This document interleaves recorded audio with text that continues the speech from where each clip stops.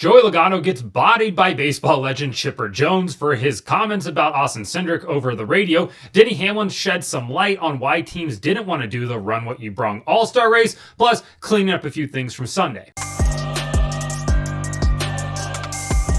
Welcome back to Break Hard. I'm Matt. So Sunday's video, not my best edit that I've ever done. Left in a spot where it looks like I glitched out. Looks like I had a stroke for half a second there, where I'm sitting here and you hear me tap my knees. That's just kind of like this little tick thing I do in between takes when I mess something up. So I forgot to cut that part out. My bad there. And then I also just left in like 15 seconds of extra audio at the end where I'm turning off the camera and turning off the light and kind of packing everything up to go do the edit there. So not my best work. Oh, also the background went to whatever the random, Amazon background is for this TV. So yeah, not the best work I've ever had there. My apologies for that one. Long day on Sunday. A lot of things to talk about. Second edit of that video, or second take of making that whole video there, but no excuses. Let's get into what I'm going to talk about today, though. We're going to start off with Chipper Jones absolutely putting Joey Logano in a body bag after the comments that Logano made over the radio against Austin Cindric at the end of stage 2, where Bubba Wallace went on to win the stage thanks to a push from Austin Cindric,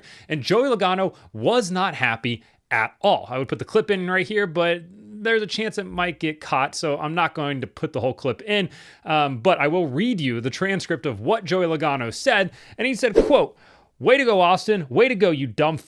Way to fucking go. What a stupid shit. You gave it to him. Gave Toyota a stage win. Nice job. Way to go. What a dumbass. Put that in the notebook and text it to us." So I guess the Penske guys text their notes back and forth after the race. But that transcript came from Jeff Gluck, which does miss just a couple of different little things in there. But I mean, Joey was ranting. So to Gluck's credit, it is hard to try to catch everything that he said there. Just an all-time rant by Joey Logano on Austin Cindric right there, all for pushing a Toyota to the win.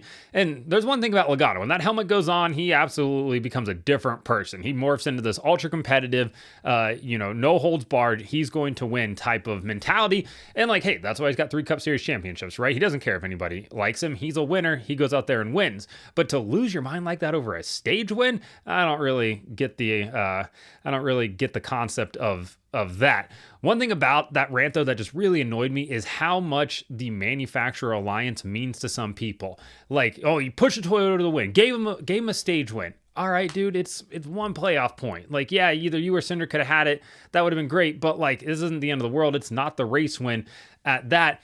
The manufacturer alliances is just super annoying. I understand it, but like, it doesn't make for good racing at the end of the day. And that's kind of what we saw right here. But all of that to say, MLB legend, Hall of Famer Chipper Jones commented on what Joey Logano said over the radio, and he was not happy with Logano at all. He says, "Congrats to Austin Cindric on his Talladega win. Good teammates are hard to come by, boss. Remember that one of yours MF'd you on national TV when in all actuality, you did everything possible to keep from wrecking him. Hate to be deuces in the team meeting on Monday. Some people are hooray for our team as long as I'm the star, as every team has them. Hendrick, RCR, JGR, Penske, etc. Sometimes karma is glorious. Enjoy this one. In case anyone is confused, let me be clear, at Joey Logano." I'll be honest with Chipper here. I don't think anybody's confused. I think we all exactly knew who he was talking about there, but I appreciate that he cleared it up right there, and he's not afraid to drop names. Name names. Chipper Jones is like, all right, here, I'll name names. I'll come with receipts for it as well. Did not expect Chipper Jones to be the one to issue some sort of tweet like that, but I'm absolutely here for it. And then when Logano got disqualified, Chipper followed that up with, "My day just keeps getting better." Like, his despise for Joey Logano is all time.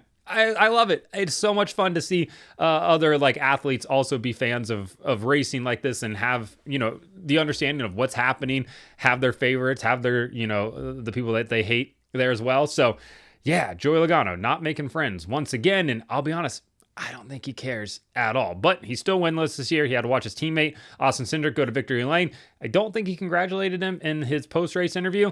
I guess he's still mad about that stage victory, and he's probably going to hold on to that for years to come.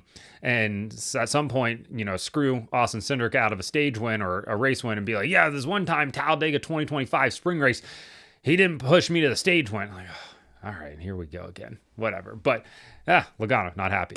Denny Hamlin on his podcast, Monday Actions Detrimental, talked about the Run What You Brung All-Star race, the one that NASCAR proposed to the teams and said, hey, why don't you guys do what you want to these race cars within certain parameters, bring it to the racetrack for the All-Star race and, run what you brung. Let's see what you guys can do with it. Ultimately, the teams decided to pass on the idea, which led to a all-time Jeff Gluck rant on Sunday night on the Teardown. If you haven't listened to that podcast, you can go there and do it. On Twitter, I said that the Jeff Gluck rant was cringy because it was delivered by Jeff Gluck, and it just felt a little bit forced. One person, I think his name was Michael Lamb on Twitter, said it felt like me when I was in middle school trying to swear in front of my buddies, and you're just kind of forcing words in there. And that's really, I think, my general, thought with it as well, is that it felt forced. It felt like the swear words were being forced in there. It's like the Bill Simmons HBO show. He's like, I think billionaires should build their own effing stadiums. Like, whoa, using swear words now. Cool guy over here. Gluck's sentiment wasn't necessarily wrong. I can understand both sides of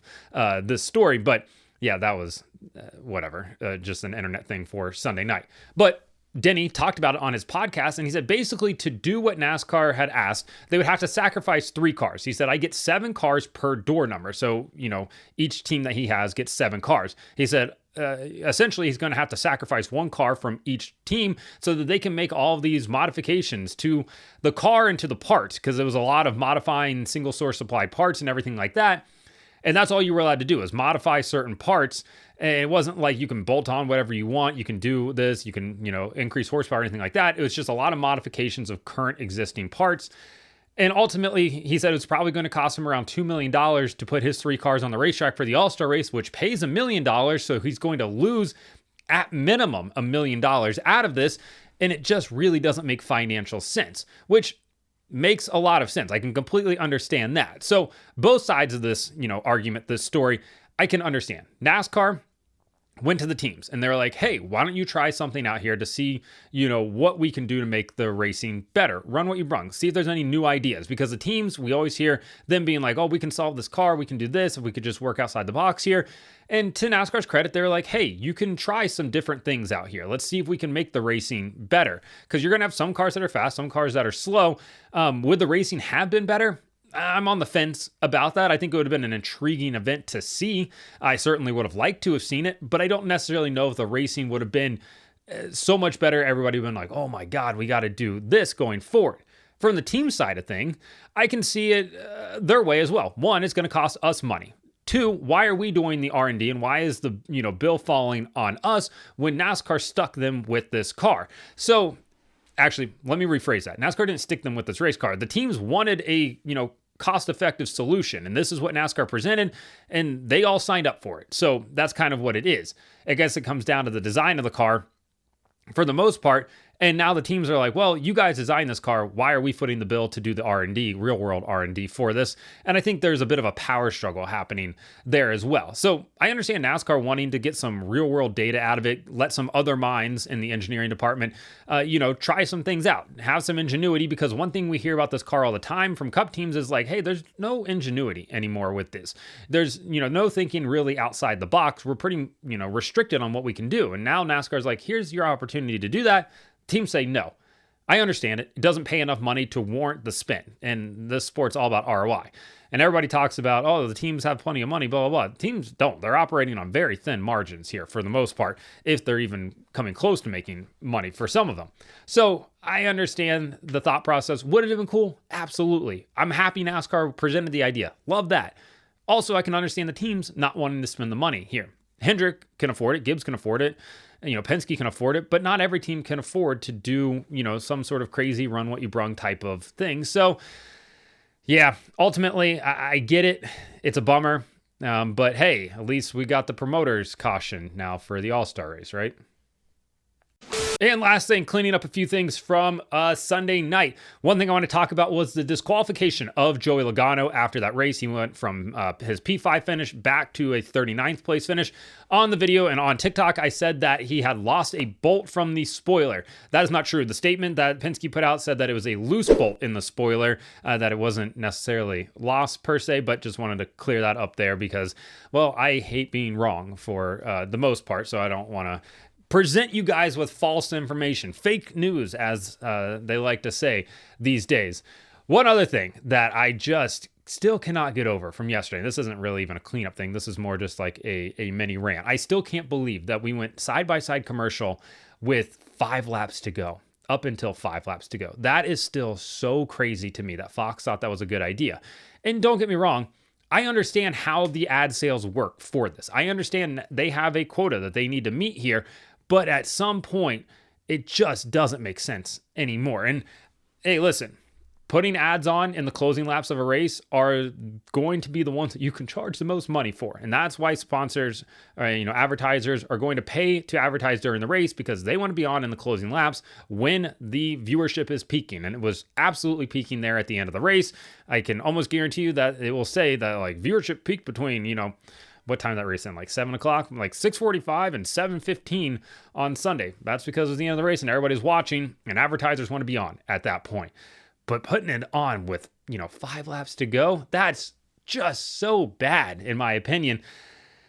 And it makes the fans mad. It makes industry people mad. It makes everybody upset about it. And Fox is paying their bills. And this is, unfortunately what you get when you're on network, right? It's it doesn't come with the same barrier of entry, the cost of entry that cable does. So you have to run more advertisements, you have to run more commercials, and you're going to have to play them a lot if you're going to do side-by-side like this, because there is the intent, the consumer intent is lower on side-by-side commercials versus full screen commercials. At least the attention paid to them is. So yeah, I understand all of it, but that doesn't mean that I like it at all, because I did not like the fact that they did that on Sunday. But only 2 more points paying races with Fox. You have Texas this upcoming weekend, Kansas the weekend after that, and then the All-Star race the weekend after that. And then we're headed over to Prime for the Coca-Cola 600. But let me know in the comments what you think about Joey Logano getting bodied by Chipper Jones, Denny Hamlin's comments on the Run What You Brung race, as well as, the disqualification at the end of the race, the Fox commercial thing, or whatever else you guys want to talk about in the comments. I'm here to discuss. Like and subscribe to the channel. Follow me on TikTok at BreakHard, Instagram, Twitter, and Facebook at BreakHardBlog.